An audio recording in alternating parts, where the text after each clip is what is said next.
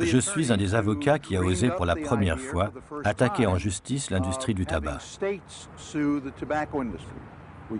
Nous avons tué Joe Camel. Nous avons fait supprimer la pub pour les cigarettes et nous avons ouvert la porte à plus de lois en faveur des non-fumeurs. Nous avons de plus en plus de preuves que la consommation de certains aliments riches en calories et en graisses crée dans le cerveau le même type de dépendance que la nicotine, l'héroïne ou la cocaïne.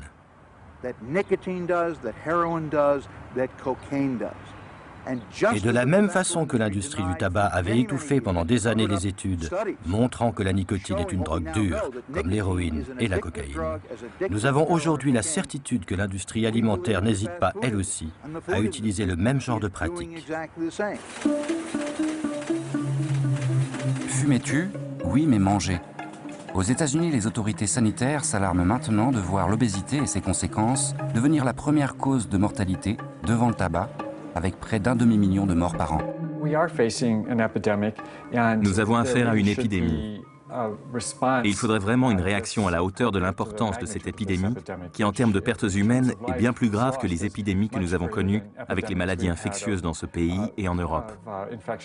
Peut-être même depuis la peste au Moyen-Âge.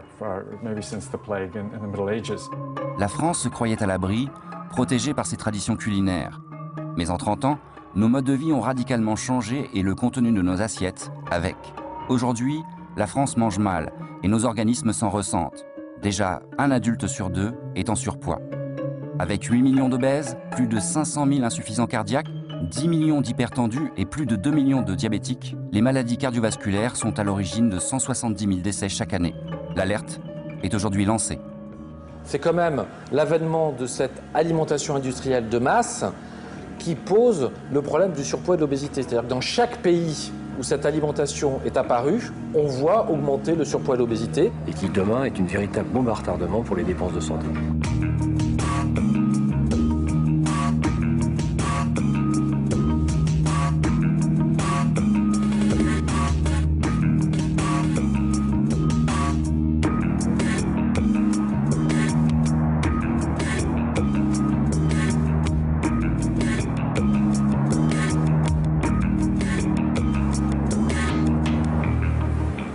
Loin de nos assiettes, le laboratoire de l'unité 5227 du CNRS étudie les mécanismes biologiques du cerveau humain, et plus particulièrement les phénomènes d'addiction.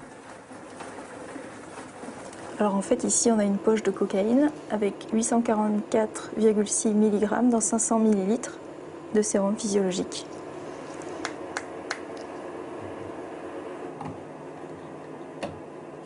L'enjeu de l'expérience menée ici, comprendre les mécanismes de la dépendance aux drogues dures. Surprise pour les chercheurs, le résultat ne sera pas celui qu'ils attendaient. Le rat aura le choix entre appuyer soit sur ce levier-ci, qui lui donnera une auto-administration immédiate de cocaïne, soit d'appuyer sur ce levier-là, qui fera qu'un volume de saccharine sera délivré dans la cupule, qui pourra le boire, et plus il boira, et plus de la saccharine arrivera. C'est un goût sucré qui n'a pas de valeur calorique, donc ce n'est pas nourrissant pour eux, mais c'est uniquement le goût du sucre qui est présent.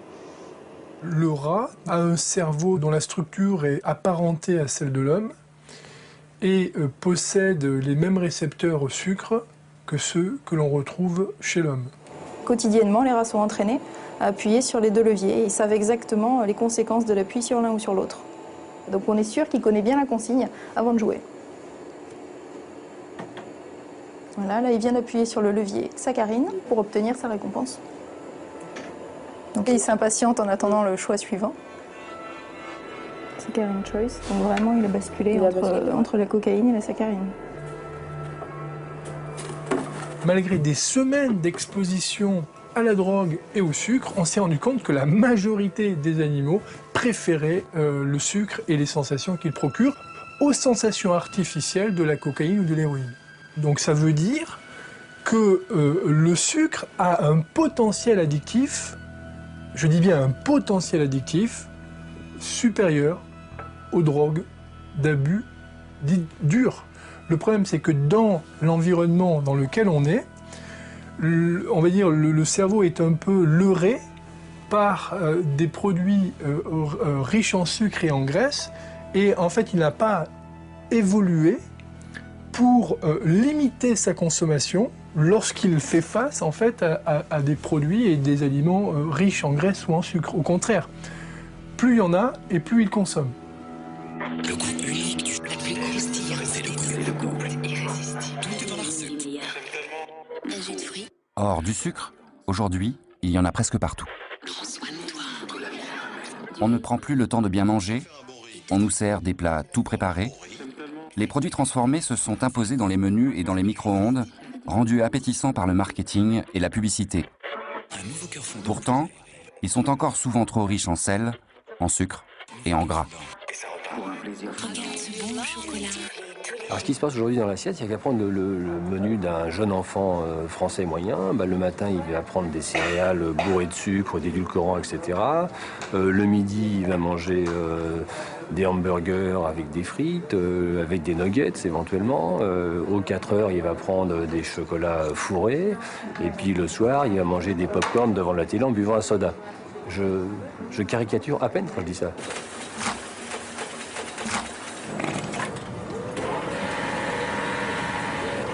Il y a un lien indiscutable entre l'alimentation et les maladies métaboliques qui sont en train d'exploser, c'est-à-dire le diabète et les hyperlipidémies, et également l'hypertension artérielle, qui n'est pas une maladie métabolique, mais qui est un facteur de risque cardiovasculaire, et l'alimentation, trop riche en sucre, trop riche en gras, trop riche en sel.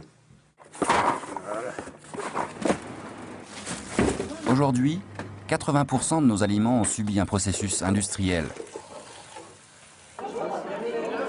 Sans s'en apercevoir, très progressivement, nous sommes tous devenus dépendants d'un mode de consommation où le contact avec les aliments bruts et naturels s'est perdu. On l'a accepté comme une évidence parce que c'est pratique, parce que c'est rapide. On a à composer avec un système qui a été complètement transformé en 40 ans.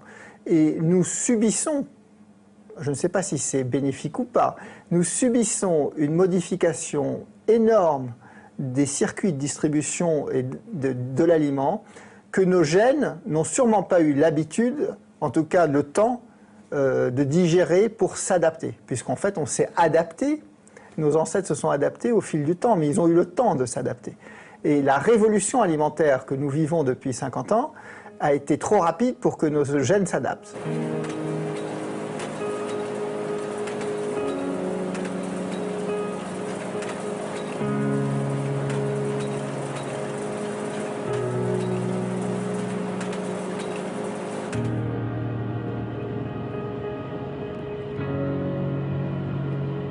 Il s'appelle Pierre Menton, c'est un chercheur, un lanceur d'alerte. Spécialiste de l'hypertension, il est l'un des rares scientifiques français à oser dénoncer certaines des transformations industrielles de notre alimentation.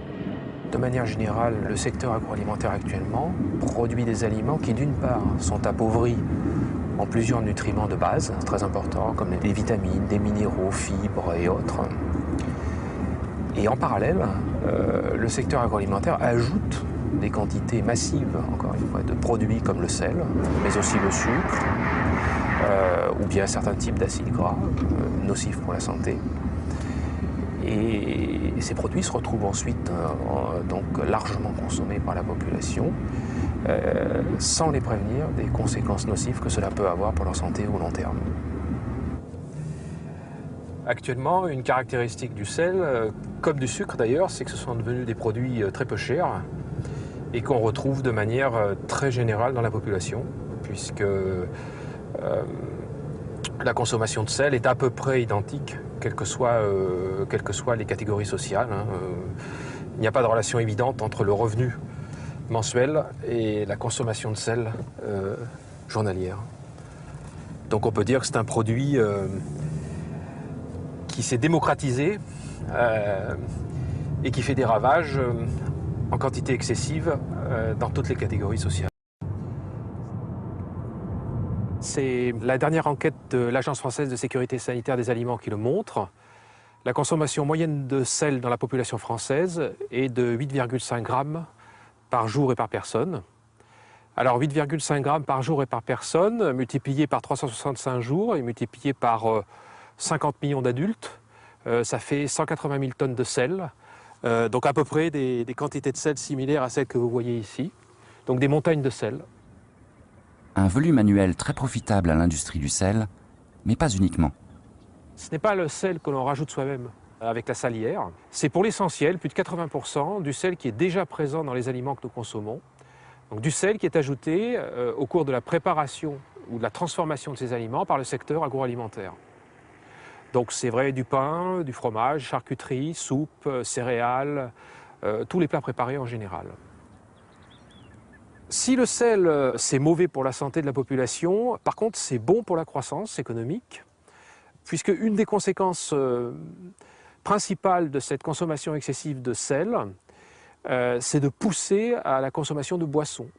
Rajouter du sel dans des aliments, ça a aussi une propriété gustative très particulière qui est de rehausser les saveurs sucrées et d'inhiber les saveurs amères. Donc ça explique pourquoi vous trouvez du sel dans beaucoup de produits sucrés, chocolat, pâtisserie, glace, etc. Et une troisième fonction, c'est que quand vous rajoutez du sel dans des aliments carnés, en général, donc charcuterie, poisson, fromage ou autre, vous augmentez la quantité d'eau présente dans l'aliment. Donc autrement dit, plus vous avez de sel dans l'aliment, plus vous avez d'eau. Et comme certains de ces aliments sont vendus au poids, et ben donc on vous vend en quelque sorte de l'eau pour du poisson ou de la saucisse. Pierre Menton ne cesse de le rappeler, ce n'est pas le sel en soi qui est le problème, mais son excès, quand il est ajouté aux aliments à notre insu par les industriels. Résultat, en France, la consommation se situe encore au-delà des 5 grammes par jour qu'il ne faudrait pas dépasser selon l'Organisation mondiale de la santé. Depuis une quarantaine d'années, plusieurs dizaines d'expertises collectives ont montré que cet excès de sel chronique a des conséquences néfastes pour la santé. En premier lieu, elle augmente le risque d'hypertension et donc de maladies cardiovasculaires. Et il faut rappeler que c'est une des premières causes de mortalité et de morbidité en France actuellement. Pierre Menton n'est pas le seul chercheur à lancer l'alerte. Depuis plus de 10 ans, à travers le monde, tous les experts de l'OMS dénoncent à l'unanimité les ravages de l'excès de sel dans notre alimentation. L'hypertension est la principale cause de mortalité dans le monde à travers les accidents cardiovasculaires. Et la forte surconsommation de sel dans presque tous les pays en est l'une des principales causes. Si on réduit cette consommation de sel, l'hypertension baissera elle aussi. Et on sauvera la vie de milliers de gens qui meurent inutilement d'accidents cardiovasculaires. Nous avons calculé qu'une réduction de 3 grammes de sel par personne et par jour sauverait entre 1 et 2 millions de vies par an dans le monde.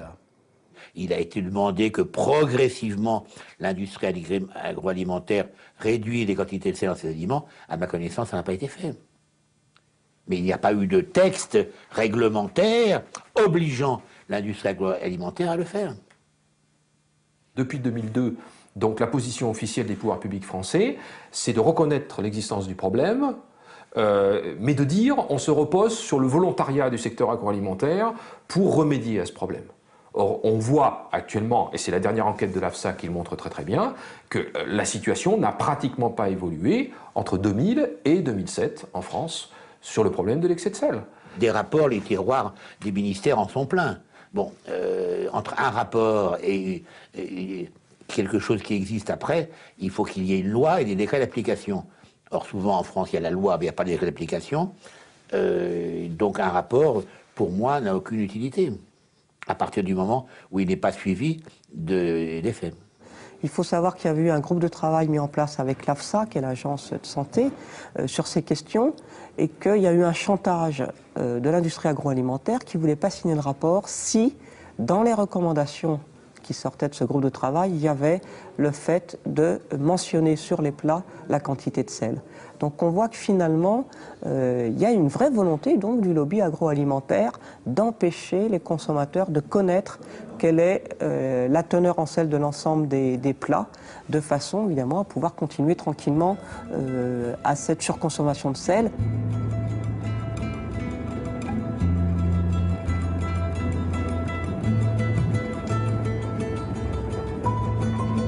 Pierre Menton prêche inlassablement aux quatre coins du pays pour que l'évidence scientifique l'emporte sur les intérêts d'un secteur économique puissant. Comme aujourd'hui, à Dijon, auprès de médecins généralistes et spécialistes.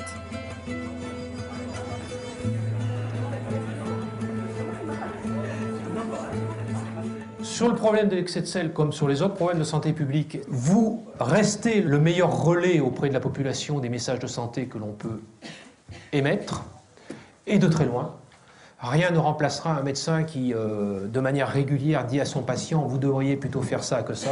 Vous voyez que chez les 3-10 ans, vous avez déjà à peu près 25% des enfants qui consomment des consommations de sel de l'ordre de 12 grammes, 10 grammes et 8 grammes par jour.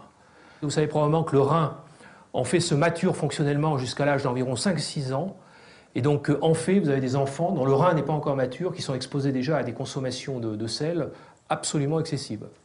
Jusqu'à preuve du contraire, bon, fumer, ça reste un acte volontaire, hein, même s'il y a tous les problèmes d'addiction et autres. Ici, on met tout le monde au régime sursalé, et puis après, on voit ce qui se passe. Hein. Depuis quelques années, vous avez des marques industrielles pauvres en sel. Bravo! Sauf qu'évidemment, c'est des gammes spéciales, donc vendues plus cher que la gamme normale. En 2008, on a de plus en plus de médicaments. On a des rayons alimentaires qui sont surchargés, donc on devrait se dire tout va bien, on devrait être qu'en bonne santé par les aliments et par les médicaments. Or on s'aperçoit que c'est l'inverse, que dans tous les cabinets, toutes les pathologies progressent, que ce soit le diabète, l'obésité, l'hypertension, etc. Dans ce type d'enseignement, on apprend à prévenir plutôt qu'à guérir les maladies, c'est-à-dire à empêcher que la maladie ne survienne par une alimentation adéquate avant, surtout. Prévenir les méfaits d'une mauvaise alimentation, sur ce terrain, le public demande à être mieux informé. Pour lui répondre, les ateliers éducatifs fleurissent ici et là. Dans la Sarthe, l'espace santé active créé par la Sécurité sociale a investi, ironie de l'histoire, le local d'un ancien fast-food. Bonjour à tous, bienvenue donc à l'espace santé active. Je ne me suis même pas présentée, je suis Agathe Gégou, conseillère à l'espace santé active. Et aujourd'hui, on va travailler ensemble sur les maladies cardiovasculaires avec Sylvain Pichon, qui est infirmier libéral. Bon, vous connaissez tous le cholestérol. Donc vous avez une artère, hein. Quand elle est en bonne santé, elle est lisse, fluide, hein, le sang passe aisément. Et quand on mange trop de graisse, au fil des années, on peut avoir des petites taches de graisse qui vont se coller le long du tuyau. Et souvent, quand on fait un infarctus, en fait, c'est qu'on a, mettons, une artère qui s'est bouchée, par exemple là. Et en plus, avec l'hypertension, le tuyau n'arrive plus à être souple et il devient rigide. Et donc tous les ans, un petit contrôle, ça coûte pas cher à la Sécu, et par contre, en termes de prévention, ça rapporte gros. Alors maintenant, on va jouer. On va vous proposer un petit jeu. Le but du jeu, ça va être de chasser un petit peu les idées reçues sur la quantité de sel qu'il peut y avoir dans certains aliments. Donc vous allez essayer de les classer du plus salé, hein, jusqu'au moins salé. Les chips, c'est très salé. Ça, c'est pas du tout salé. Le beurre, c'est pas salé. C'est que des matières grasses. La conserve, c'est salé. Un peu salé.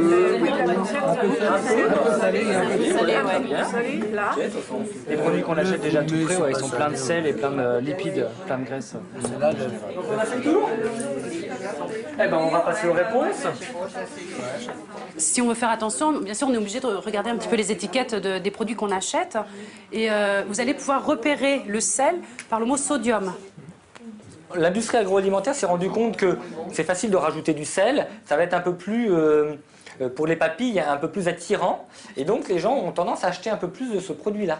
Donc, au fil des années, ils ont augmenté les doses de sodium, comme ça, subrepticement, régulièrement, et tout à fait en désaccord avec les lois de la santé. Alors c'est vrai pour l'excès de sel, mais c'est vrai aussi pour tous les autres déséquilibres alimentaires, hein, excès de sucre, excès de graisse, etc. Ce qu'il faut bien voir, si vous voulez, c'est que le problème, c'est une exposition chronique, donc tout au long de la vie des individus. Et donc vous avez ensuite donc les problèmes de santé qui apparaissent, donc pas immédiatement, effectivement, puisque ces expositions, ces surexpositions à l'excès de sel, à l'excès de sucre ou à l'excès de graisse, produisent des effets santé, mais en général qui ne sont pas immédiats. Chez certaines personnes, ça peut apparaître assez rapidement, mais chez la plupart des personnes, ça va apparaître beaucoup plus tardivement, c'est-à-dire à 20, 30, 40, 50 ans, où la personne va développer donc une hypertension, une obésité, un diabète, une hypercholestérolémie, et donc va être à risque d'avoir un accident cardiovasculaire. Et sur le terrain, les effets de 40 ans de révolution alimentaire commencent à se faire sentir de manière spectaculaire. Comme ici dans le Nord, à l'hôpital de Douai, où l'on s'inquiète de la rapide progression de toutes les maladies liées à une alimentation trop riche en sucre et en gras. Dans les années 2000, on était à environ 10-11% de la population adulte avait une obésité, pour passer maintenant à ce chiffre record de 18,1%. Donc il y a une très nette progression sur ces dernières années. Ah, ça va être comme en Amérique, les populations de patients obèses. Et donc avec une mortalité qui va aller en augmentant. On retrouve également une augmentation importante de la prévalence du diabète dans la région, diabète de type 2, diabète qui est plus volontiers lié à l'excès de poids d'ailleurs, à la sédentarité aussi, puisqu'on est également parmi les chiffres de prévalence les plus élevés de France métropolitaine sur les 10 dernières années. Le diabète de type 2, aussi appelé diabète de l'âge mûr, est dû à l'effet du sucre dans le sang, quand le corps ne sait plus l'assimiler correctement. Il ne se guérit pas et impose aux malades un régime alimentaire strict, à vie.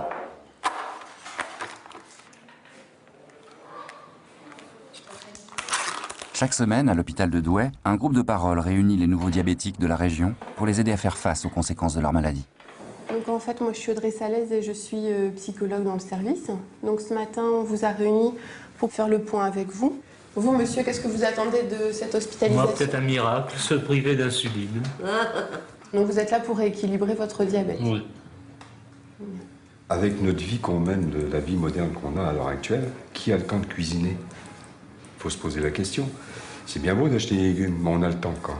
Moi, je vois, j'ai mon épouse qui part le matin à 7h moins le quart, comme beaucoup de gens, qui revient à 8h moins le quart. C'est très difficile de faire, après sa journée, cuisiner et tout. Alors, il y a aussi les plats préparés. Et ça, c'est une catastrophe, ce truc-là. C'est poison. Enfin, à mon avis, c'est poison. C'est poison, c'est bourré de tout ce qu'il ne faut pas aussi. D'accord. Pourquoi rajoute-t-on du sucre? Ça, moi, j'aimerais bien que des industriels qui font leur mixture répondent à cette question. Si c'est pas pour donner plus d'envie... Ouais, l'envie de sucrer. L'envie du sucré, donc c'est tromper la personne et les résultats sont là. Même sans sucre, il y a un petit pourcentage de sucre, mais il y en a quand même. D'accord. Il y a du sucre partout, quoi. Ah ouais, partout. On peut plus manger ce qu'on veut maintenant. On sait faire des lois pour plein de choses, pour la cigarette, mais seulement pour interdire aux industries de mettre trop de sucre ou de faire des aliments beaucoup plus sains. Ça, on a du mal à les faire passer. Et comment vous pensez qu'elle va évoluer, votre maladie? Vers la mort. Vers la mort. Là, étant donné qu'on ne peut pas en guérir. Plus tard possible, j'espère. Mais, hein? D'accord. Est-ce qu'il y a d'autres questions?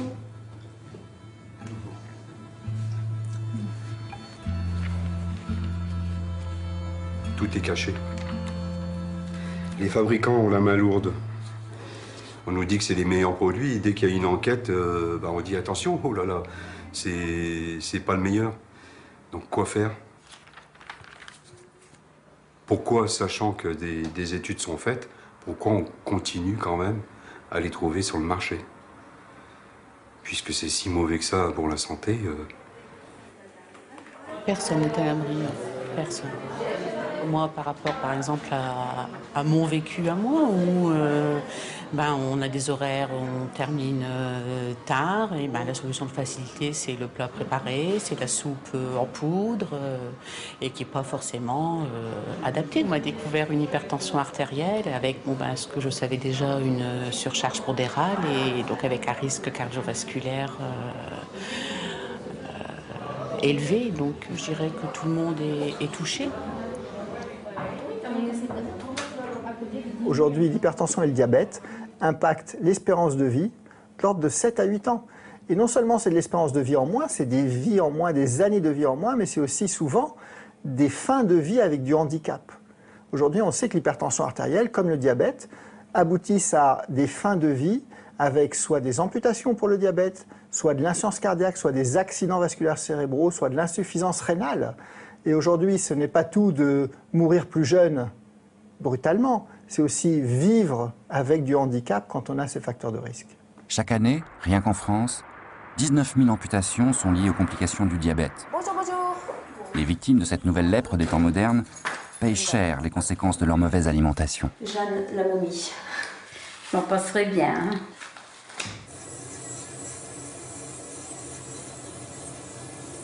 Il y a combien de temps que vous avez été amputé des deux derniers orteils? 1 an et demi. 1 an et demi. Donc les pieds, ils ont pris un sacré coup. Hein. Moi, je le sens, hein. Ça me fait tellement mal. Pour appuyer dessus... Il y a des gens diabétiques dans votre famille? Non. Et c'est vrai que j'en vois beaucoup, beaucoup plus que je n'en voyais avant. Et c'est vraiment lié, en tout cas pour le diabète de type 2, à l'alimentation. L'alimentation a une part énorme dans l'apparition de la maladie. Merci. Il y a 2,5 millions de diabétiques de type 2 en France, dont 400 000 qui s'ignorent. Mais c'est le rythme de progression de la maladie qui inquiète le plus. Les projections qui avaient été faites pour les années à venir montrent que le diabète dans le monde entier va exploser avec une augmentation de 50 à 100% du nombre de diabétiques dans l'ensemble des pays du monde. Mais la France, qui fait partie des pays dits riches, n'est pas exempte de cette épidémie puisque entre 1990 et 2005, le nombre de diabétiques connus et traités en France a doublé.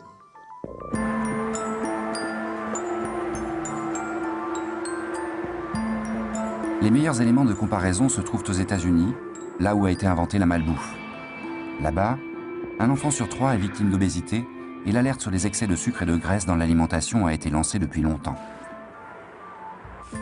Pourtant, le diabète de type 2 continue à progresser et aujourd'hui, il n'épargne même plus les enfants, comme ici à Milwaukee, où un service de diabétologie leur est spécialement dédié. Vision d'anticipation de ce qui nous attend peut-être. Ok. Son niveau d'insuline n'était pas aussi élevé à la dernière consultation. On va le contrôler de nouveau et voir ce qu'il en est. C'est le grignotage en tout genre l'origine de tous vos problèmes. Les beignets, les cookies, ce genre de choses. Il y a environ 150 enfants atteints de diabète de type 2 dans cet hôpital. Le plus jeune diabétique qu'on a eu a été diagnostiqué à 6 ans. Vous vous rendez compte? Un diabète de type 2 à 6 ans. Ok, great. Elle vient juste d'avoir 12 ans, c'est ça? Elle a une alimentation beaucoup trop riche en graisse et en sel. Il faut que je la revoie dans 6 mois. Je vous laisse tout l'été pour y travailler. Il faut réagir au fait qu'elle se maintient bien au-dessus de la courbe de poids normale. Prends ça. Ça pèse 2,5 kg. C'est comme 2,5 kg de beurre. Quand on pèse 95 kg, on se dit 2,5 kg ce n'est rien, mais 2,5 kg c'est beaucoup. Ce n'est pas rien. Même 500 grammes c'est un début. Donc chaque fois que tu éviteras de boire un soda, il faut te dire que ça représente l'équivalent de tout le sucre accumulé avec tous ces sodas.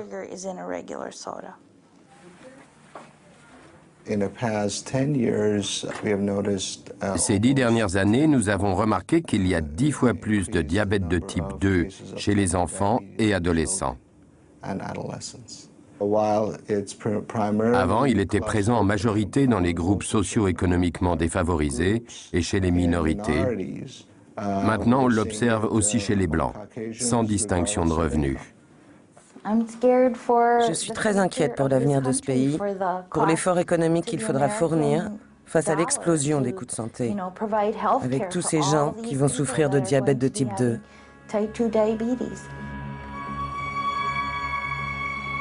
La crise sanitaire engendrée par la malnutrition n'est pas prête de diminuer, au contraire. Pour les plus hautes autorités scientifiques, les États-Unis se trouvent aujourd'hui dans une position inquiétante, unique dans leur histoire. C'est très inquiétant de voir que pour la première fois, dans certaines régions des États-Unis, l'espérance de vie a raccourci. C'est une tendance que nous avions observée. L'obésité avait augmenté dans ces mêmes régions avant de se propager dans tout le pays. Donc, il est tout à fait possible que ce déclin de l'espérance de vie s'étende également au reste du pays et touche une population plus large. Aux États-Unis, pas plus que dans les grandes capitales occidentales, les politiques n'ont encore réagi à la hauteur de la gravité de l'épidémie de diabète sucré et d'obésité. Conséquence, elle risque de s'installer durablement.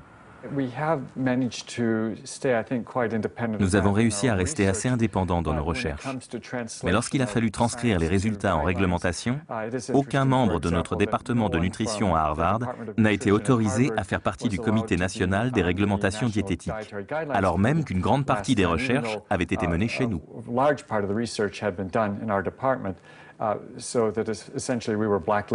Bref, quand il a fallu constituer un comité pour revoir les réglementations sur la base des résultats scientifiques, nous avons tout simplement été exclus.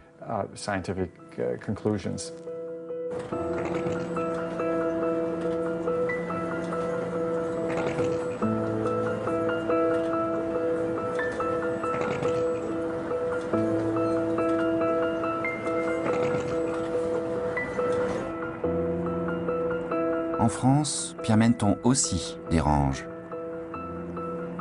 Pour avoir été l'un des rares scientifiques à oser rappeler haut et fort les effets néfastes de l'excès de sel dans notre alimentation, il a d'abord subi des pressions au travers de son employeur.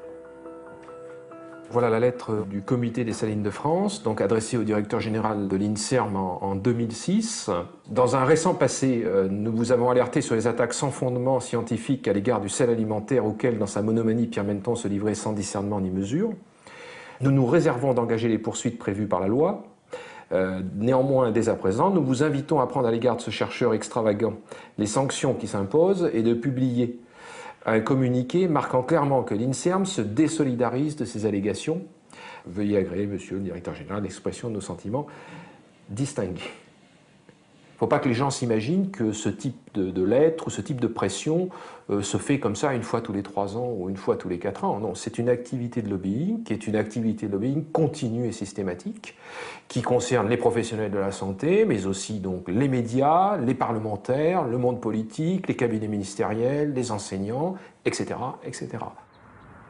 Les pressions n'ayant pas réussi à le faire taire, Pierre Menton se retrouve en janvier 2008 sur le banc des accusés, attaqué en justice par ceux dont il dénonçait l'action.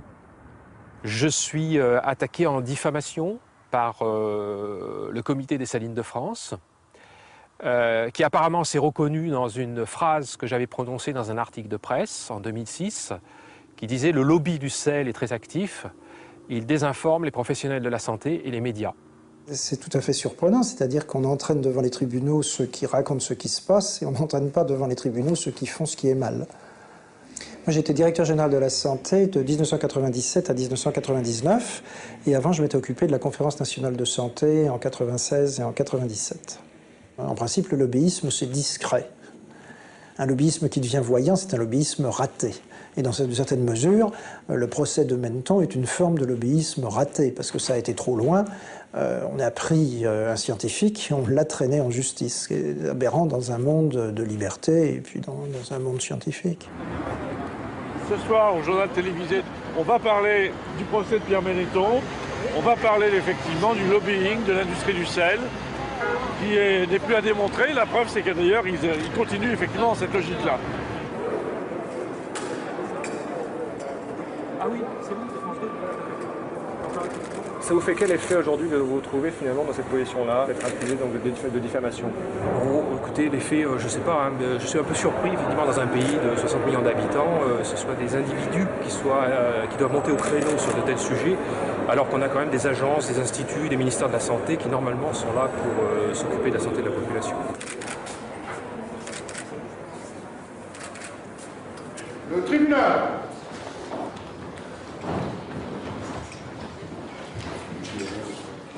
L'audience est ouverte, vous pouvez vous asseoir. Ce serait dramatique que l'industrie agroalimentaire et les salines gagnent contre Pierre Menton, parce que nous avons besoin absolument de briser cette omerta sur cette question du sel. Il faut que nous puissions repartir dans l'année qui vient, dans les 18 mois qui viennent, avec l'obtention de cet affichage de la teneur en sel des plats préparés. Mesdames les directrices, mesdames et messieurs, chers collègues, chers amis, ce colloque qui nous réunit dans le cadre du programme national Nutrition Santé a Pour donner priorité à la santé publique dans la lutte contre les maladies de la malbouffe, en 2001, le gouvernement Jospin avait créé le PNNS, le Programme National Nutrition Santé, avec un objectif, agir sur notre alimentation pour tenter d'endiguer la progression de l'obésité et de ses conséquences sur la santé. Pour la santé et en particulier l'obésité, avec une prévalence, par exemple, beaucoup plus élevée. Mais pour son fondateur, la tâche s'avère plutôt délicate. Que dans le sud-ouest. Dans cette lutte, à un moment qu'il y a des enjeux économiques, alors on le sait pour l'alimentation aujourd'hui, on le savait déjà pour le tabac ou pour l'alcool, les lobbies sont puissants, les lobbies essayent de déstabiliser, les lobbies essayent d'utiliser des voies contournées pour essayer parfois de contrer les voies des scientifiques. Dans les coulisses du pouvoir politique, les industriels s'activent. Pour maîtriser l'information les concernant, ils entretiennent les cellules de veille, chargées de repérer les journalistes importuns. Ils n'hésitent pas non plus à sponsoriser des colloques sur l'obésité pour faire passer leur message jusque dans les plus hautes sphères de la République. Alors évidemment, l'industrie agroalimentaire doit être un acteur majeur dans ce débat. On doit avoir une approche positive de l'alimentation. Malheureusement, je trouve qu'aujourd'hui, on stigmatise beaucoup, on diabolise beaucoup. Et ce que l'on voudrait éviter, si vous voulez, c'est que l'industrie agroalimentaire passe systématiquement comme le vilain canard que l'on diabolise. Il ne faut pas oublier finalement qu'il y a 50 ans, nous vivions dans un régime de rationnement alimentaire. Alors aujourd'hui, le défi auquel nous sommes confrontés, c'est la surabondance. Et pourquoi est-ce que l'industrie finalement s'est développée? C'est tout simplement pour permettre de mettre à la disposition du consommateur 24 heures sur 24, 365 jours par an, des produits qui, par essence, sont saisonniers. Donc, c'est clair que le rôle de la conserve, le rôle du surgelé et le rôle de toutes les transformations, quelles qu'elles soient, sont absolument vitales pour l'avenir de notre pays. Voilà ce que je voulais dire.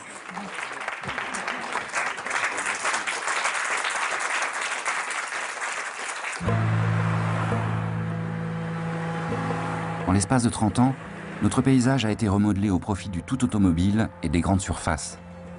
Un quadrillage du territoire réalisé au nom d'une alimentation plus abondante, toujours moins chère et accessible à tous, mais accompagné d'un formatage industriel qui nous a fait oublier l'origine même de notre nourriture, toujours plus uniformisée et masquée par une grande diversité de marques. Carrefour, Carrefour c'est aussi Shopee, c'est aussi 8 à 8, c'est aussi ED l'épicier, etc. Donc je veux dire, le consommateur se dit, moi je ne vais pas chez Carrefour, je vais chez ED. En vérité, c'est la même maison. Donc on a une espèce de concurrence apparente avec voilà, finalement un choix qui se restreint de plus en plus, puisqu'on n'a plus que 6 centrales d'achat qui contrôlent le marché. J'aime bien prendre l'exemple, vous savez, d'un petit sablier qu'on retourne pour décompter le temps de cuisson des œufs à la coque. Eh bien, c'est comme si on voulait faire passer par le haut 70 000 entreprises fournisseurs, 300 000 exploitations agricoles, et pour rejoindre tout en bas 62 millions de consommateurs. Au point le plus étroit où le sable va s'écouler lentement, vous avez 6 centrales d'achat qui contrôlent, qui disent aux fournisseurs où vous payez, où vous ne passez pas. Si vous ne payez pas, vous n'aurez pas accès à nos rayons, et donc vous retournez d'où vous venez. La grande distribution ne vous attaque jamais sur autre chose que le prix. Pour gagner de l'argent avec ces gens-là, il faut être très, très, très fort. Et si je n'avais pas eu le passé que j'ai eu dans l'industrie et j'allais dire l'habitude au fond des négociations difficiles, eh bien je crois que je n'aurais pas réussi. Par exemple, on arrive pour négocier un tarif, eh bien la grande distribution vous dit la concurrence est à 3 €, vous êtes à 4, ou elle est à 2, vous êtes à 3. Donc on ne peut pas prendre vos produits. C'est pour ça que je dédouane un tout petit peu l'industrie, parce que comme on lui tient que ce discours de prix, elle est amenée, en retournant à l'entreprise, de dire à son gars des process, eh bien il faut que tu m'abaisses le prix de revient, parce qu'on ne passe pas. Donc ça veut dire également que cette pression de la distribution fait que nous arrivons à un abaissement de la qualité parce qu'on appuie en permanence sur le prix. Bien sûr qu'on va jouer sur la qualité.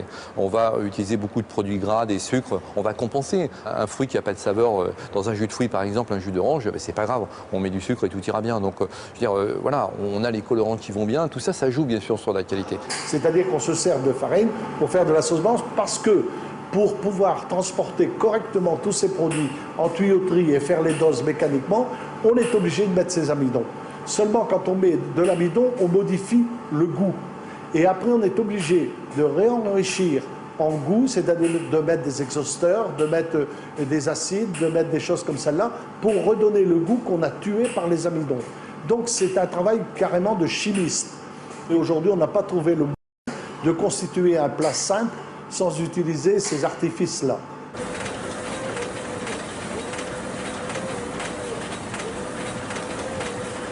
C'est la raison d'être, je dirais, un petit peu de cette alimentation industrielle qui doit flatter le goût.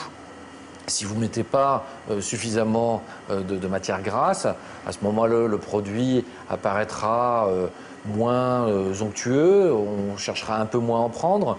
S'il n'y a pas suffisamment d'exhausteur du goût, ça sera très fade. Et puis, s'il n'y a pas tous ces colorants, vous n'aurez pas tendance à acheter ces produits. Pourquoi rougir des coulées tant plaisir? Pour la plus croustillante des tentations. Ni ferme, ni tellement fondant. Un chocolat intense. Du bon chocolat. Sans colorant français. Je suis une nutritionniste en colère parce qu'en fait, on traîne la nutrition dans la boue marketing. On lui fait dire des choses qu'elle n'a pas envie de dire, avec des belles images, avec des belles allégations, et ça me met en colère, oui. Le consommateur aujourd'hui, il a envie, il a besoin d'avoir des informations nutritionnelles, mais qui soient fiables, qui soient loyales. Alors ça, ce sont des best-of, parce que c'est les produits qui sont les plus vendus pour les goûters des enfants. Pauvres enfants, parce qu'en fait, il y a quand même 20% de lipides pas loin là-dedans, hein, c'est-à-dire à peu près autant qu'une entrecôte. Donc c'est beaucoup, 19% de lipides pour un gamin, c'est beaucoup. Hein. C'est une étude européenne qui montre que on a demandé aux Français est-ce qu'ils lisaient les étiquettes, ils répondent oui à une majorité. Seulement ce qu'ils appellent lire l'étiquette, c'est lire la marque et puis ce qu'il y a en face principale. Mais ils lisent évidemment pas la liste des ingrédients et qui va toujours décrescendo, c'est-à-dire l'ingrédient le plus pondéreux jusqu'à celui qui est le moins pondéreux. En général, c'est tout petit, il faut prendre une loupe. Ce qu'il faut éviter de donner à des enfants, c'est des graisses saturées, donc matières grasses végétales hydrogénées, et du sucre ou des sirops de glucose. Bon, là, malheureusement, sur ce type de produit, c'est très abondant. Après, il faut être docteur en nutrition pour comprendre l'impact que ça a sur votre santé.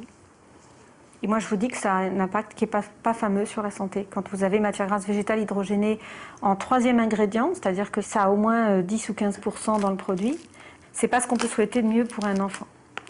Il vaut mieux leur donner du pain et du chocolat. Un mercredi matin ordinaire, dans une famille ordinaire de province. C'est pas toi qui vas démasquer. Fais le plein d'énergie et deviens aussi fort qu'un ninja. La petite bouteille pleine d'énergie. Tiens le bon. Écoute la pub. Mérite de grignoter. T'as écouté, Sarah? Ça peut dire quelque chose, ça doit où le goûter qui rend complètement waouh. On va au casino. Oui, on va au casino acheter un chewing-gum, oui. Et il y a aussi beaucoup de tentations au niveau de la télé. On voit bien des fois quand on va dans les magasins, ouais, tu m'achèteras telle chose parce que se passe à la télé. Ma copine, elle a mangé ci, nous on mange pas ça.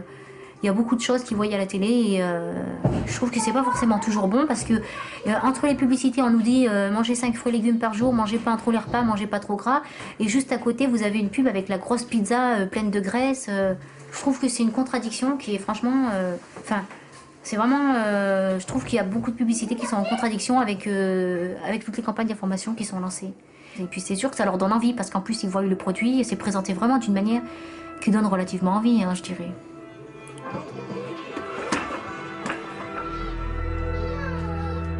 Publicité contre prévention, au cœur même des programmes pour enfants, le combat des messages semble bien inégal. Pour y remédier, un collectif d'associations mené par l'UFC Que Choisir, l'une des principales unions de consommateurs en France, a décidé de s'en prendre frontalement aux industriels, avec les médias comme témoins et les politiques pour cible. On est face à un lobby extrêmement puissant, qui est l'industrie agroalimentaire. Au moment de la loi Évin, les scientifiques avaient établi la nécessité d'agir sur 3 fléaux: l'alcool, le tabac, l'obésité. Alors je ne sais pas pour quelle raison, ou je le sais trop bien, 2 ont été traités, l'alcool et le tabac, et en quelque sorte est resté en carafe le dossier majeur de l'obésité. On est depuis 40 ans gavé de produits chocolat et confiserie, donc doublement de la consommation, boissons sucrées triplement, yaourt et desserts lactés multipliés par 8. Aujourd'hui, 93% des enfants ont une consommation de fruits et légumes insuffisante par rapport à leurs besoins. 93%. Pour le moment, le gouvernement ne bouge pas.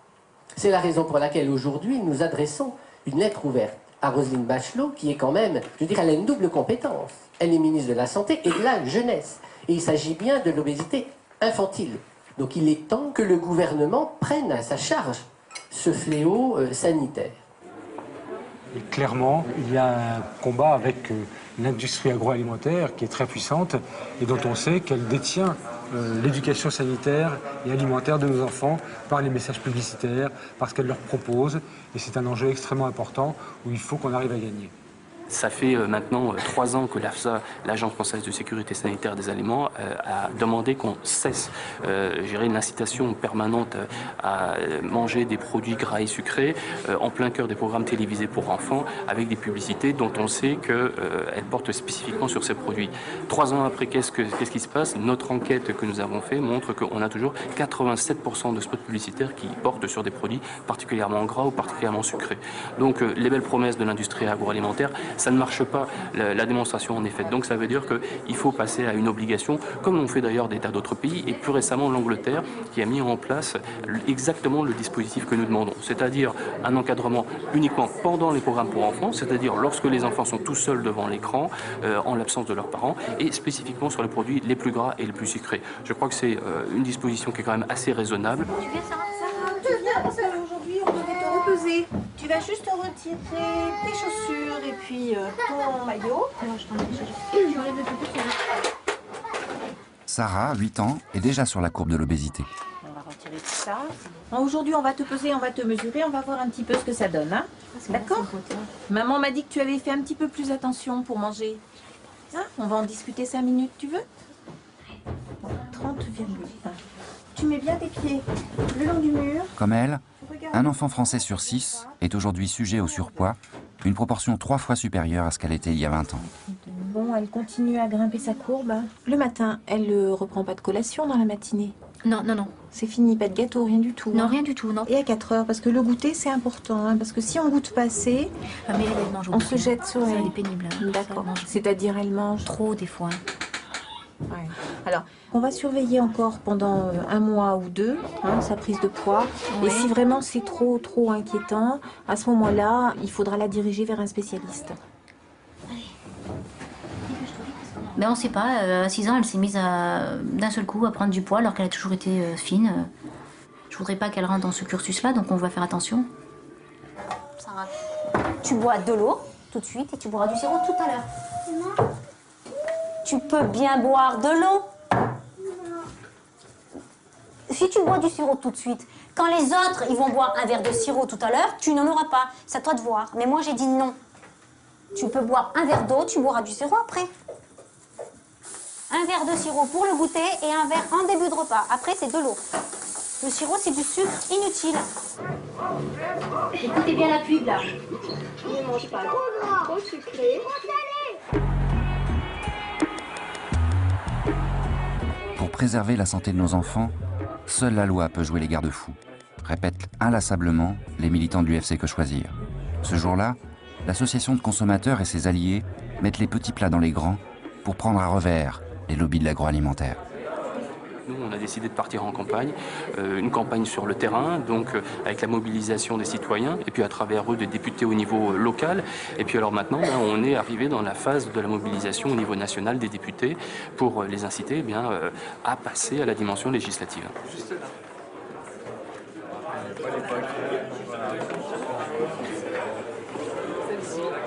Je suis obligé de constater dans ma commune que ce n'est pas souvent ceux qui mangent le plus de foie gras et chocolat dont les enfants sont frappés d'obésité.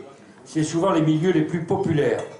Il faut reconquérir un espace pour l'alimentation de qualité, revoir aussi nos éléments économiques.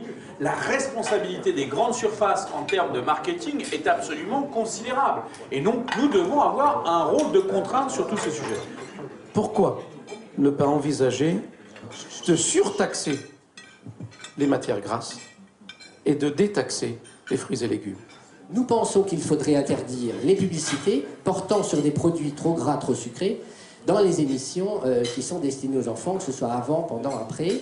La lutte contre l'obésité doit devenir une priorité de santé publique. Je crois qu'il y a un Parlement, une volonté d'aller vers des textes législatifs solides. Vous comptez vraiment sur nous, Monsieur le Président. Et le message semble enfin passer lorsque les sénateurs décident d'inscrire à l'ordre du jour les menaces que fait peser la nourriture industrielle sur la santé publique. Mais ce jour-là, si le ton se veut solennel à la tribune, les bancs des élus restent clairsemés. La séance est ouverte. Aujourd'hui, il ne fait de doute pour personne que l'obésité, qualifiée par l'OMS de première maladie non infectieuse de l'histoire, constitue un risque sanitaire majeur dans les pays développés. La composition des aliments préparés fait apparaître une proportion de sucre, de sel et de graisse bien supérieure aux besoins quotidiens du corps humain. Or, ce double aspect, composition des produits alimentaires et taille des portions, dépend entièrement des industriels de l'agroalimentaire. Quelles sont, Madame la Ministre, vos propositions pour rendre les fruits et légumes économiquement plus abordables et ou pour renchérir le coût des aliments gras sucrés? Bonjour, Monsieur le Président. Il nous faut travailler, agir ensemble, parce que le drame sanitaire auquel nous devons nous mesurer dépasse et de loin les intérêts particuliers. Il engage notre solidarité nationale. Nous connaissons les contraintes des industries agroalimentaires et celles des médias, mais je sais aussi, je leur redis, que leur image à long terme ne bénéficiera pas de ce qui pourrait être interprété comme un manque de fair-play, pire, de responsabilité vis-à-vis de nos enfants. Je regrette l'absence de certains acteurs économiques lors des concertations qui ont eu lieu, je le leur ai dit, mais je veux le redire ici une dernière fois, ils resteront les bienvenus jusqu'à la fin, jusqu'à ce qu'avec eux ou sans eux, nous prenions des décisions. Merci.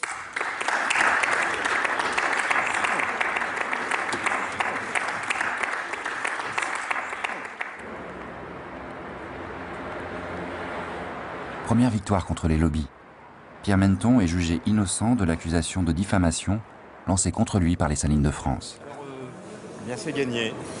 Pour moi, ce jugement, d'une part, il reconnaît l'existence d'un lobbying actif autour du problème de l'excès de sel.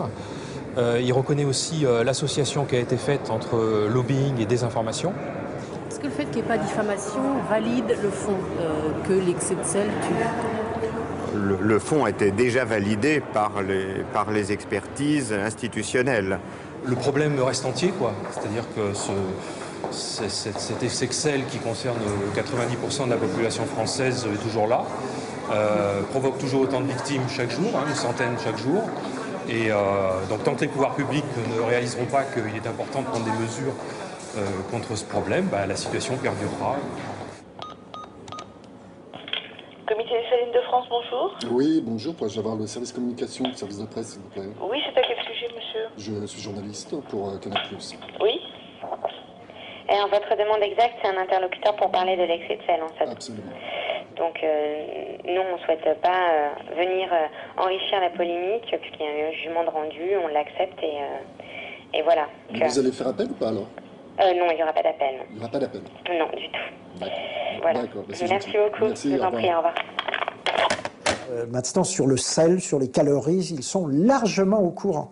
Les gens qui n'auront pas modifié la composition de leur plat dans les années qui viennent, aujourd'hui, auront fait la même stratégie que les gens qui ont refusé de retirer le plomb de l'essence ou qui ont refusé de retirer l'amiante dans les bâtiments. C'est la même chose. Il y a un moment où on sait.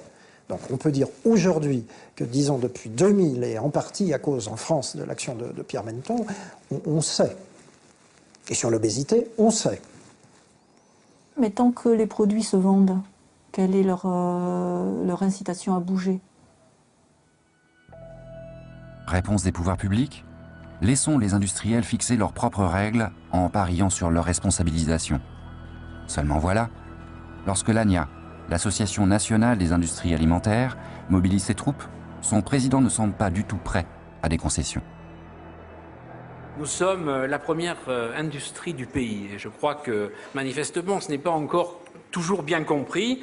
Un chiffre d'affaires de 145 milliards d'euros, nous sommes véritablement les pépites de l'économie française. Malgré ces atouts, nous avons en ce moment beaucoup de soucis.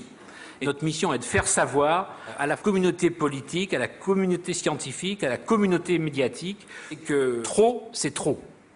La ministre de la Santé fait une conférence de presse non concertée, sans avoir contacté qui que ce soit dans ce domaine, annonce qu'elle veut revoir les problèmes de publicité télévisée au niveau des enfants, qu'elle envisage de supprimer les produits sucrés en sortie de caisse. On va où? Est-ce qu'il faut que nous mettions nos usines hors de France? Est-ce qu'il faut que nous arrêtions de rester dans ce pays, au niveau de la première industrie du pays, au niveau du premier exportateur? Nous nous posons véritablement la question. Bon. Où allons-nous?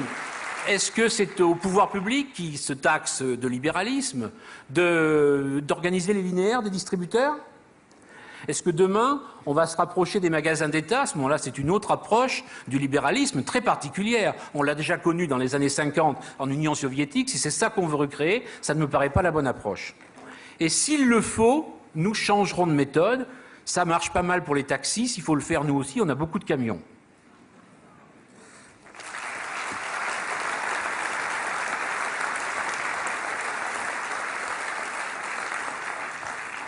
Et j'ai le plaisir, dans la foulée, d'accueillir Michel Barnier, ministre de l'Agriculture et de la Pêche.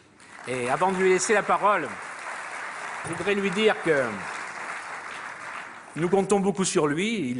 Il sait pourquoi, il vient de l'entendre, j'espère. Monsieur le Président, je vous ai bien entendu, hein. Je vous ai même soigneusement écouté. J'ai bien compris que vous auriez aimé, Monsieur le Président, que le ministre de la Santé, la ministre de la Santé vienne aussi, hein. J'ai tout à fait l'intention, Monsieur le Président, je vous le dis d'emblée, à vous tous et à vous toutes, Mesdames et Messieurs, d'être votre ministre. Une ministre de la Santé, absente et moquée, un ministre de l'Agriculture qui réaffirme son soutien aux industriels de l'agroalimentaire. Face aux intérêts économiques, l'enjeu de santé publique pèse-t-il encore vraiment lourd dans la balance? Et pour les pouvoirs publics, c'est dans les cercles très fermés proches du pouvoir que les lobbies préfèrent mener leurs tractations. Et ils n'échangent avec les médias que lorsque cela sert leurs intérêts. C'était à propos de Jean-René Buisson. Puis je voulais savoir où on en était de son interview. Parce que là, Énième tentative pour décrocher un entretien avec le patron de l'ANIA. Son agenda est assez, et je vous l'avoue, assez, comme vous en dites, bouqué. Est-ce qu'il était d'accord aux assises, il était plutôt d'accord, c'est oui, ça? Oui, sur le principe, après, bon voilà, il faut... Il faut s'y prendre 3 mois à l'avance, c'est pire que voilà, le ministre. L'urgence, etc. Mais on se rappelle tout à l'heure et j'essaie d'avoir un maximum d'éléments à vous donner.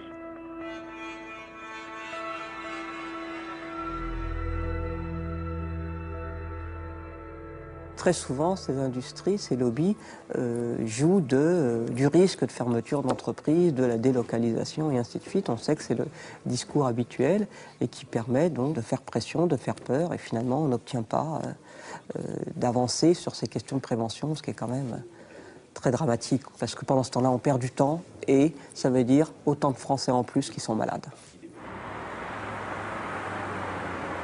Rungis. Image d'Épinal du ventre de la France d'il y a 30 ans. Perico Légas est critique gastronomique. Journaliste pour l'hebdomadaire Marianne, il a fait de la qualité son cheval de bataille. Pour lui, bien manger n'est pas qu'un acte vital, c'est aussi un enjeu politique. Ça, c'est le poulet de Bresse, hein. C'est magnifique. Tout ça, c'est un patrimoine menacé. Et bien entendu, le drame, c'est quand l'industrie s'est emparée de l'alimentation française. Elle n'a cherché qu'à conforter ses profits, améliorer ses bénéfices, et on a évidemment donné à la population à manger des produits qui étaient fabriqués, qui n'étaient plus produits, qui étaient fabriqués dans des conditions évidemment totalement déplorables. Allez-y, monsieur, allez-y, je vous en prie. On fait de la culture intensive, et pour que le productivisme soit rentable, eh ben, c'est pétri de chimie. On met de la chimie partout, de la technologie partout, des conservateurs. Et aujourd'hui, le problème n'est pas de donner à manger à tout le monde, mais d'écouler la surproduction. Et donc, on a fait baisser la qualité de façon à ce que cette production soit le moins cher possible à produire, de façon à ce que l'agroalimentaire puisse faire le maximum de bénéfices. Et cette logique est en train de prendre des proportions telles qu'on est en train de dépeupler la planète, d'empoisonner les terres, et bien entendu, aujourd'hui, d'empoisonner la population.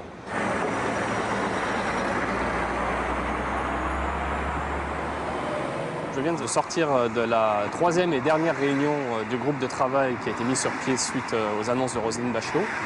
Les nouvelles sont un peu mitigées parce que déjà on se doutait que les professionnels de l'industrie agroalimentaire et de la grande distribution ne seraient pas là. Et effectivement, ils n'étaient pas là.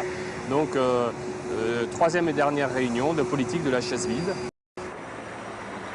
Moi, mon interprétation, c'est effectivement que les industriels jouent la montre. Ils essayent probablement de voir combien de temps ils peuvent durer sans avoir à sortir des engagements qui soient fermes.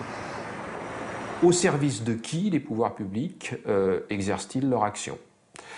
Est-ce au service donc, des lobbies économiques ou est-ce au service de la population générale?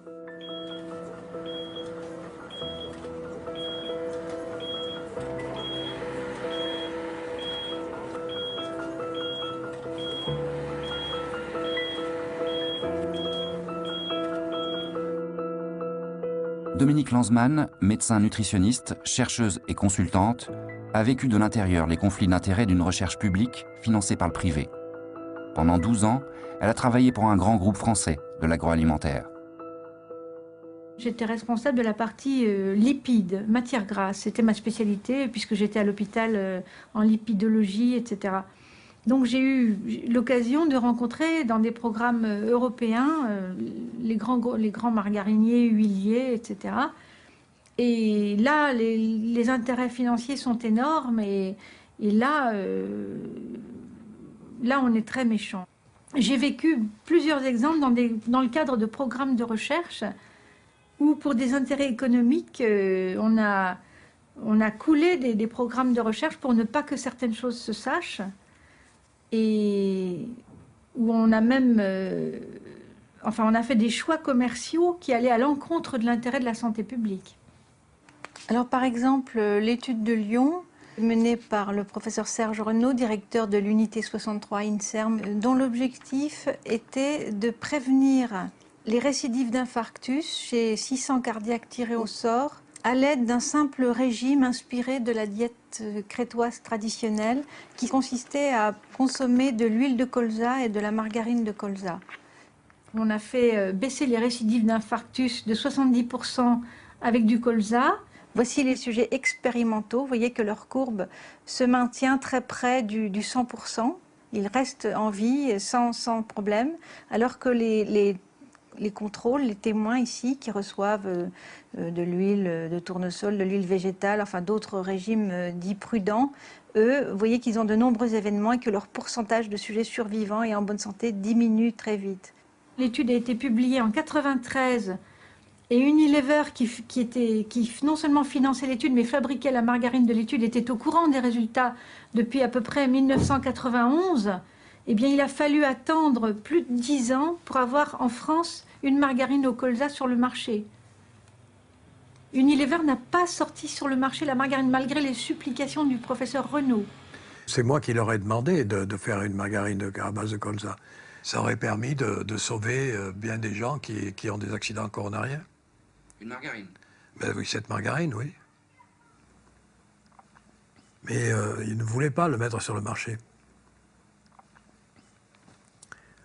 On préfère mettre sur le marché une autre margarine beaucoup plus chère qui à l'époque se vendait plus de 3 € la barquette, c'était Proactive.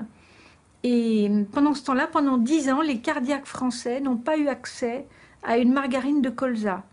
Et avec 170 000 décès par an cardiovasculaires, vous imaginez si cette margarine de colza avait été sur le marché, le nombre de décès qu'on aurait pu prévenir.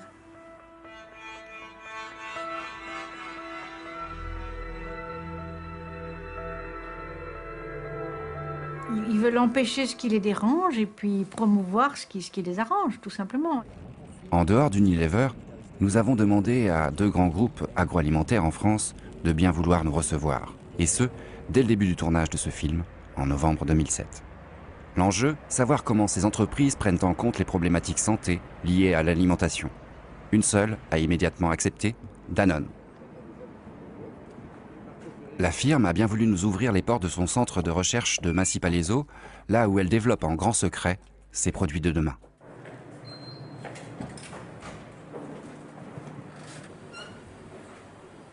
Donc ici, en fait, vous avez un laboratoire de microbiologie et de biologie moléculaire.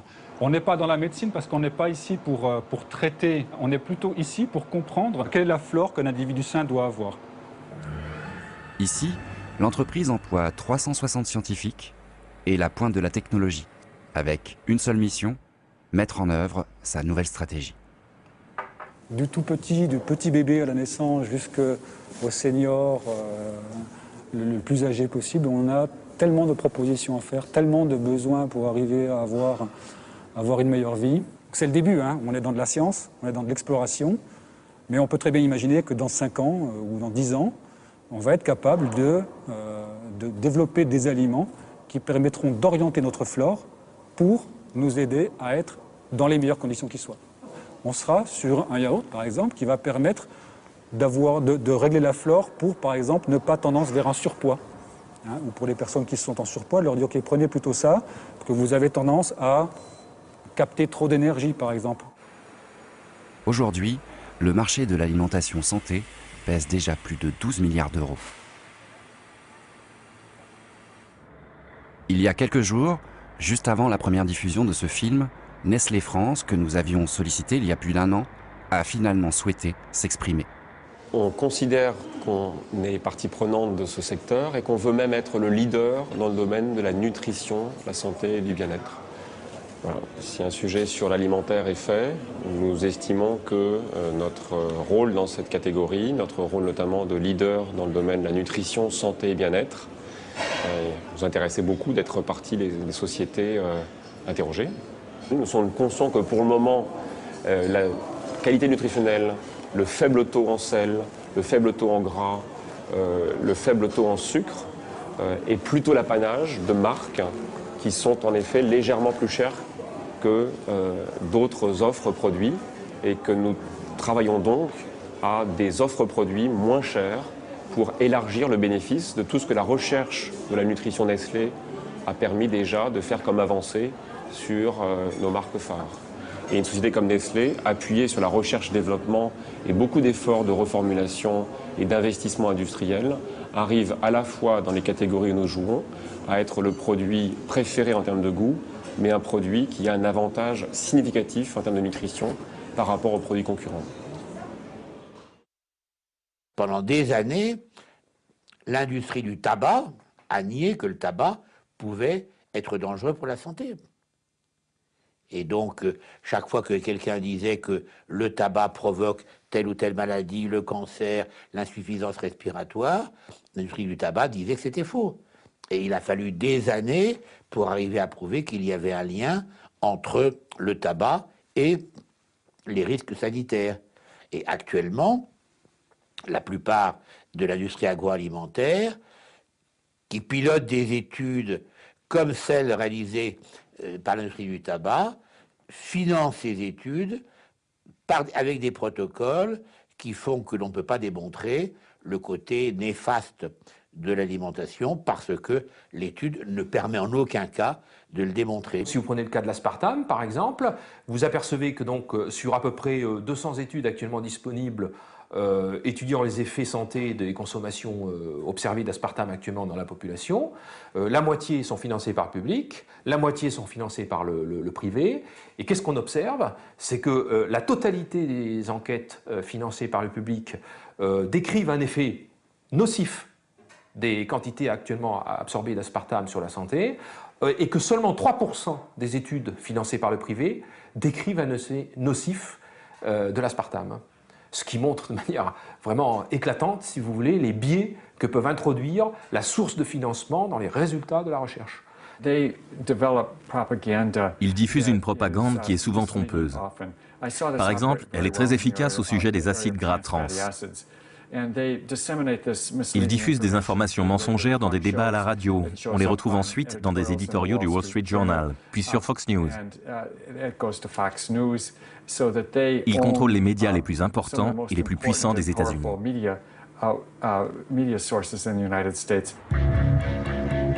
Comme les industriels de la cigarette hier, producteurs et distributeurs de l'agroalimentaire usent aujourd'hui de tout leur pouvoir pour défendre leurs intérêts.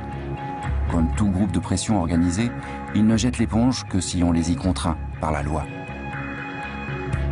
Aux États-Unis, un avocat a osé attaquer et il a gagné. Les multinationales sont très difficiles à faire bouger.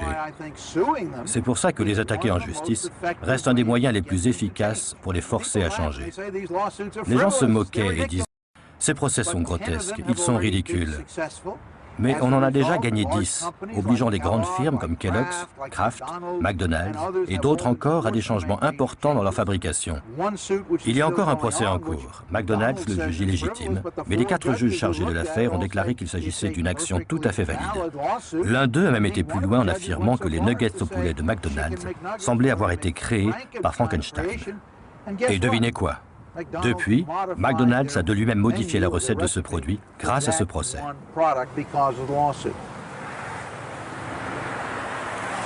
En parallèle à ces premières victoires judiciaires, paradoxe américain, c'est ici que s'organise un début de contre-pouvoir à l'hégémonie agro-industrielle. Du côté des consommateurs cette fois, avec des réseaux entièrement indépendants, de producteurs et de distributeurs, tous unis contre la baisse de qualité des standards nutritionnels. Pour éduquer les enfants, ils n'hésitent pas eux aussi à mener la guerre des images, comme avec ce court-métrage d'animation, largement distribué sur le net, et produit par un collectif de cultivateurs biologiques, l'Organic Trade Association.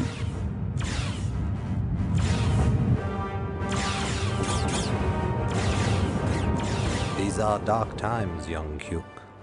What do you mean, Obi-Wan Kenobi? For over 1,000 generations, organic food like us lived in harmony with the ways of the farm. The farm? Yes, Cuk. The farm is what gives us our power. It's a kind of a field that creates all edible things. Wow.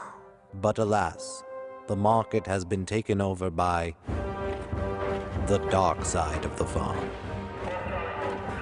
An empire of pollution and pesticides has ruthlessly conquered the market, nearly wiping out our organic birthright with unsustainable, short-sighted practices like genetic engineering, irradiation, and massive chemical pesticide use. Seduced by artificially lower prices, people don't even want to know where their food comes from. The true ways of the farm are now almost forgotten. But there is a new hope.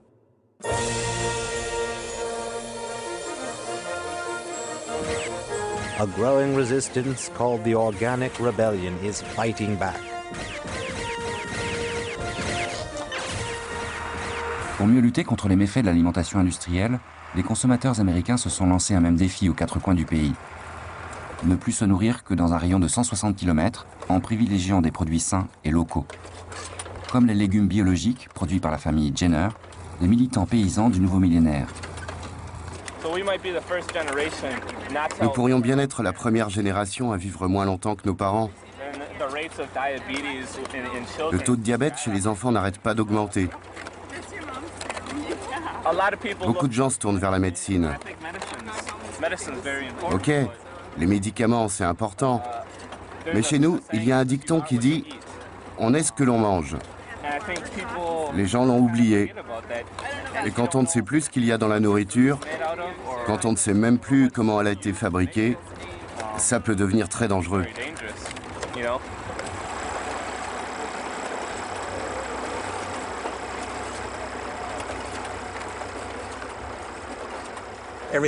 Tout ce qui tourne autour de la nourriture est politique. La chaîne alimentaire et l'agriculture de ce pays ne fonctionnent plus. Alors on peut choisir de faire partie de la solution ou bien de continuer à contribuer au problème. Si vous refusez l'alternative et si vous vous contentez de dire « c'est comme ça, j'y peux rien », alors vous faites partie du problème. C'est une des raisons pour lesquelles j'ai choisi de me reconvertir dans l'agriculture biologique, parce que je veux faire partie de la solution. Le système agricole de ce pays, mais aussi celui du monde entier, ne marche plus. Nous devons revenir à l'origine de ce qu'est vraiment la nourriture.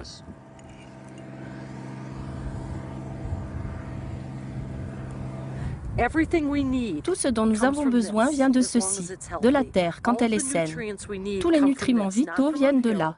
Pas d'une pilule, pas d'une potion ou d'une boisson miracle, mais bien de ceci, de la terre. Donc plus vous êtes proche d'elle, plus vous êtes proche des aliments qui viennent d'elle, et plus vous serez en bonne santé, dans votre tête, votre corps et votre esprit.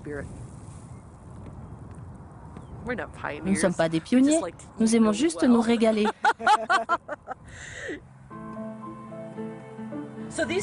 Ces tomates seront dans vos magasins dans environ 60 jours. Et d'ici là, les plants vont grimper jusqu'au plafond.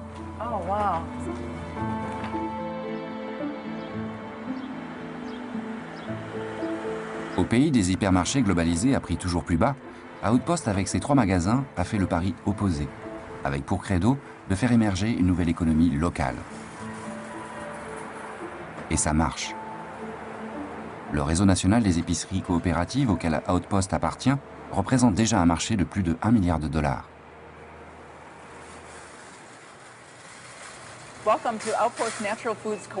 Bienvenue à Outpost, coopérative d'alimentation naturelle.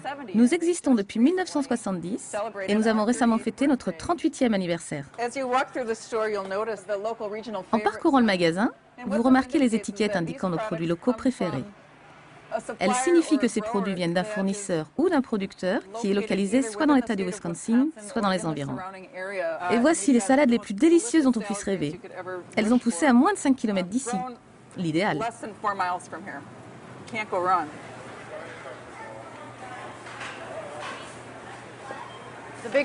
La principale différence, c'est que nous sommes une coopérative qui appartient à ses clients, des gens qui vivent ici. Nous avons 13 000 actionnaires. Chacun gère sa part de la coopérative. Nous les écoutons. Nous sommes attentifs à ce qu'ils veulent, à ce qui leur importe et donc à la qualité de ce que nous vendons. J'ai décidé de devenir actionnaire parce que notre société a besoin de retrouver une économie locale. On a besoin de paysans proches de nous et pas de produits expédiés de Californie à 2500 km d'ici.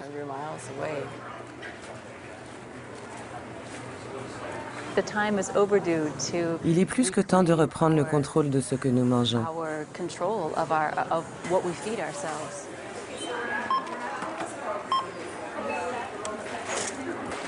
C'est vrai que faire ses courses dans un magasin comme celui-ci reste un luxe. La population par ici en a les moyens, mais il faut un certain revenu pour pouvoir se permettre d'acheter des produits biologiques. Dans les quartiers les plus pauvres, vous n'avez pas les magasins qu'il faut. Vous n'avez pas accès à ce genre de produits, ni même aux aliments frais. Donc les pauvres sont toujours sacrifiés.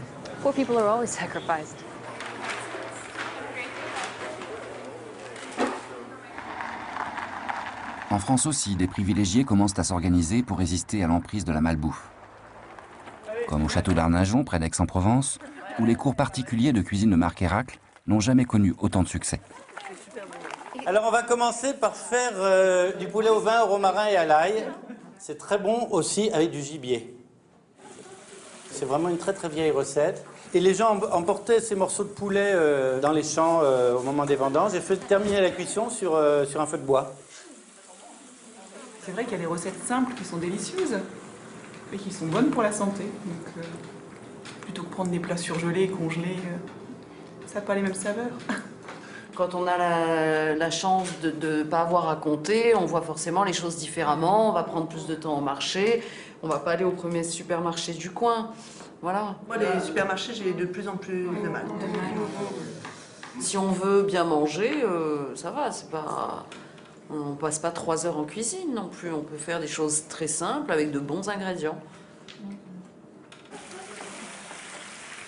Je pense que le goût est devenu une culture, quelque chose réservé à des gens cultivés, qui ont les moyens de le goûter, ce goût, et qui ont les moyens de se l'offrir.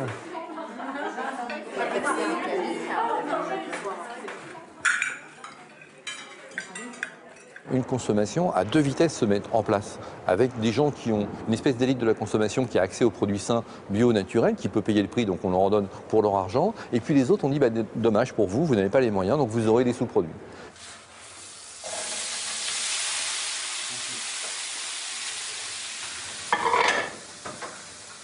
Bien se nourrir pas cher, c'est infaisable. Quasiment en tout cas. Parce que les légumes sont chers et ils augmentent de plus en plus. Pas les salaires. Donc ça fait que ça le fait pas. Donc si on veut manger légumes, fruits, féculents, poissons, faut être riche, ou alors laisser tomber et puis manger ce qu'on trouve. Comme moi, je touche 1100 €. Vous savez, on va pas loin à 1100 €. On travaille tous les deux, mais 2 SMIC, une fois les factures payées, il reste pas grand-chose. Donc on s'en tire pour peut-être 200 €. 200 € au niveau alimentation par mois. Donc 200 €, c'est pas grand-chose. Ça y est,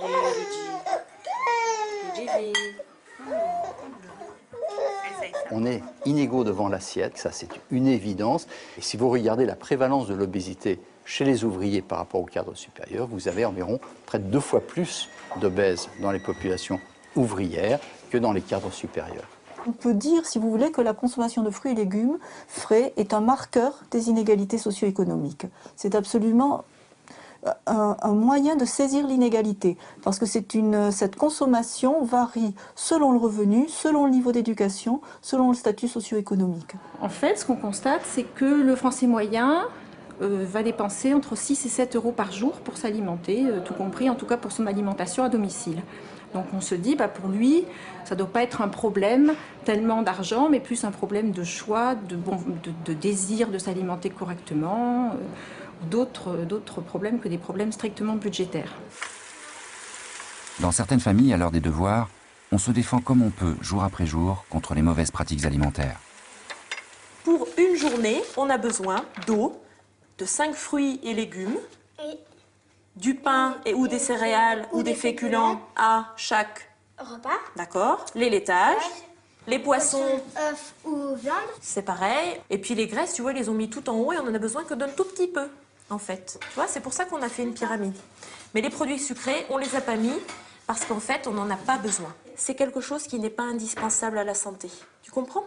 T'as bien dit que quand tu nous as fait notre formation, quand même, il fallait un peu de sucre et ça pouvait... Oui, mais du sucre, tu en trouves dans les fruits et les légumes, dans les céréales, le pain et les féculents. Et c'est tout. Vous savez qu'il y a des recommandations extrêmement précises, et il y en a beaucoup, non seulement sur l'équilibre protéines, lipides, glucides dont on parle souvent, mais aussi sur les apports en toutes les vitamines, tous les minéraux, les oligo-éléments, etc. Et donc, si on utilise des procédés tout simplement de modélisation pour voir quel serait le prix strictement minimum pour respecter l'ensemble de toutes ces contraintes, on s'aperçoit que même un ordinateur, donc qui a une capacité de calcul phénoménale et qui absolument connaît tout sur les aliments et leurs prix, il n'y arrive pas à moins de 3,50 € par jour. On est à 5 à 6 millions de personnes en France qui dépensent moins de 3,5 € par jour pour l'alimentation à domicile. 3,50 € par jour, soit environ 1,50 € par repas, serait donc le minimum vital pour avoir une alimentation équilibrée. Dans un quartier sensible de Clermont-Ferrand, une association de consommateurs, la CLCV, a décidé de tenter l'expérience. On va essayer de relever un triple défi, c'est-à-dire essayer de préparer quelque chose de pas cher, de bon, où on ait du plaisir, et d'équilibrer. On essaye de faire un menu où on retrouve les familles d'aliments. Qu'est-ce que vous avez envie? On avait dit un couscous, mais ça fait long. La tagine à l'agneau, ça cuit plus vite. On part sur une tagine? Ouais. Je dis qu'on était combien tout à l'heure à manger? 16. On a 24 €, à peu près. On doit avoir à acheter sur la liste. Il n'y a pas des langues de chat là dans les gâteaux? Oui, des langues de chat, en gâteau. On essaie de jouer le moins cher. 20 centimes. Tout est transformé. On a du dextrose de blé, du blanc d'œuf en poudre, du sel, etc. Donc bon, là, on se fait plaisir, mais c'est vraiment au niveau nutrition, c'est nul. C'est pas génial. C'est pas recommandé. Je ne sais pas si on prenait un produit, celui-là il est plus cher, il est quasiment le double. Si on retrouve les ingrédients. Là, par contre, on a un produit qui est nettement plus cher, mais on démarre à ingrédients favorisés. Mais sur les gâteaux, ce qui est drôlement intéressant, c'est de regarder quand même un petit peu comment la composition. Ok, là, c'est juste pour décorer le dessert, donc ça roule. Après, qu'est-ce qu'on avait d'autre? Après, il nous reste légumes, viande et fromage blanc. Oui. Combien elle est la banane? La banane, 1,09. 1,09. Ils y vont pas de même ordre? Non. On va prendre des plus petits poulets. On a trouvé des poulets moins chers. Ça fait déjà 50 centimes au moins pour les deux. 24,6. Moi, je trouve qu'aujourd'hui, ça démontre que de toute façon, on a vraiment beaucoup de mal à concilier prix et qualité. Parce que là, on a pratiquement systématiquement pris des produits dans le rayon discount. Mais c'est juste ça. Ça fait partie d'ailleurs. Moins c'est cher. Sur des produits transformés, plus c'est sucré, plus c'est gras. Moins c'est cher, plus on va avoir des fruits et légumes poussés avec des pesticides, etc. Sur la viande, moins c'est cher, plus on va avoir des poulets en batterie, moins de qualité, de la façon dont les animaux sont nourris.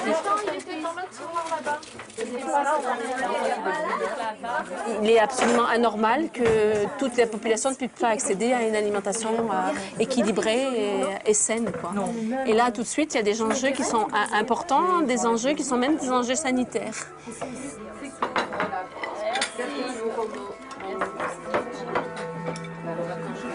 Bon appétit à tous. Merci.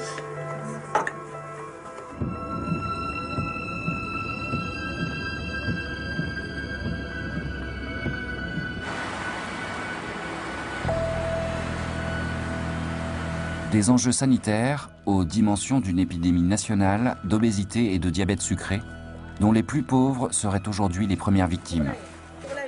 Les médecins épidémiologistes en mesurent déjà l'impact sur le terrain. En Seine-Saint-Denis, à la maison de quartier de Bondy, un test de dépistage systématique a lieu ce jour-là, quand la médecine de santé publique rencontre des bénéficiaires de l'aide alimentaire.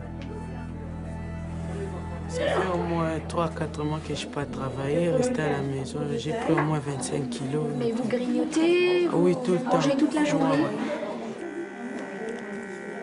Ouais. 14,5 glycémie. Vous êtes juste à la limite. Mais vous creuserez la question la semaine prochaine avec le médecin, d'accord? Et vous avez déjà contrôlé le cholestérol, le diabète? Oui. Pas de diabète, pas de Oui. cholestérol? Non. On regarde le sucre, on regarde les graisses, on regarde pas mal de choses qui ont un lien direct avec leur hygiène de vie et surtout l'alimentation. D'habitude, vous m'avez dit que vous aviez 1,33 g. Oui. Bah, c'est 1,64 g. C'est un petit peu élevé. J'ai mangé le sucre ce matin. Ouais. Mais c'est un tout. Le diabète, c'est pas que le sucre. C'est les graisses. Ouais. Tout ça, ça joue. Hein. D'accord? On a vu que les colis qui étaient distribués étaient extrêmement déficitaires, justement dans les aliments nobles, les fruits, les légumes et le poisson. Et très souvent, ces colis, qu'est-ce qu'ils apportent? Ils apportent les produits d'épicerie, quelque chose qui certes va les aider, puisque ça va quand même combler le besoin de manger, mais qui ne va en aucun cas compléter et rééquilibrer une ration qui elle-même est déjà déficiente à la base. On se rend compte qu'on est en train de créer une fracture alimentaire entre ceux qui vont pouvoir consommer sainement et ceux qui n'ont pas le choix et qui vont consommer des produits moins chers et donc bourrés de sel, bourrés de produits, bourrés d'adjuvants et qui donc seront ceux qui seront ensuite qui seront le plus soumis aux maladies, que ce soit obésité, que ce soit hypertension ou que ce soit cancer. Donc vraiment, fracture alimentaire qui provoque une fracture sanitaire.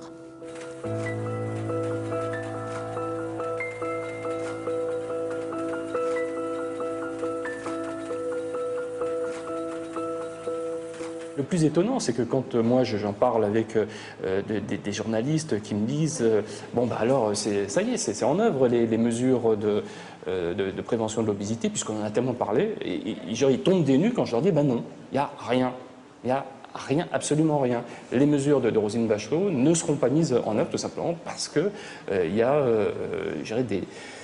eu tout ce travail de lobbying, ce travail de sape, extrêmement efficace, il faut le remarquer, de la part de ces lobbyistes. Plus d'un an après le début de cette enquête, aucune grande loi sur l'obésité et ses conséquences n'a encore vu le jour. Les pouvoirs publics continuent à parier sur la seule bonne volonté des industriels. Pourtant, plus personne n'ignore les enjeux de santé publique pour la société de demain. Il est important d'agir aujourd'hui pour éviter que demain il ne soit trop tard et que nous ayons pour la première fois dans l'histoire de nos civilisations une réduction de la longévité, car c'est ce qui nous attend si nous n'intervenons pas sur ces maladies. Aujourd'hui, si on ne fait rien, on est sur une courbe qu'ont connue les États-Unis, et en 2020, on aura 30% d'obèses. Nous, consommateurs, on a encore le pouvoir. Et même si la société essaye de nous faire croire le contraire, en nous disant que nous ne pouvons plus faire la différence, que le combat est inégal et qu'on doit laisser tomber, je pense que nous pouvons tous, à notre niveau, faire des choix pour soutenir un autre modèle d'économie. Je connaissais quelqu'un qui disait dans ma famille, comportez-vous en mouton et vous finirez en côtelette.